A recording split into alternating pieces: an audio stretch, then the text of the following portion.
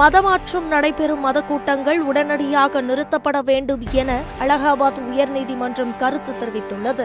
மதமாற்றம் நடைபெறும் மத கூட்டங்களுக்கு மக்களை அழைத்து சென்ற குற்றச்சாட்டு ஜாமீன் கேட்டவரின் வழக்கு விசாரணையில் உத்தரப்பிரதேச மாநில அலகாபாத் உயர்நீதிமன்றம் மதமாற்றம் நடைபெறும் மத கூட்டங்கள் நிறுத்தப்பட வேண்டும், இல்லையெனில் ஒரு நாள் மெஜாரிட்டி மக்கள் மைனாரிட்டி ஆகிவிடுவார்கள் என தெரிவித்துள்ளது. உத்தரப்பிரதேச மாநிலம் அமிர்பூரிலிருந்து டெல்லியில் நடைபெறும் மத கூட்டங்களுக்கு ஏராளமான மக்களை அழைத்து சென்று கிறிஸ்தவ மதத்திற்கு மதமாற்றம் செய்யப்படுவதாக கூறி ராம்காலி பிரஜாபதி என்பவர் புகார் அளித்திருந்த நிலையில் இது தொடர்பான வழக்கு நேற்று விசாரணைக்கு வந்தபோது சம்பந்தப்பட்ட நபர் தான் மதம் மாற்றவில்லை என அவர் தரப்பில் கூறியிருந்தார். ஆனால் நீதிபதி ரோஹித் ரஞ்சன் அகர்வால் அரசியல் அமைப்பின் 25வது பிரிவு மத பிரச்சாரம் உள்ளிட்டவைகளுக்கு அனுமதி அளிக்கிறது.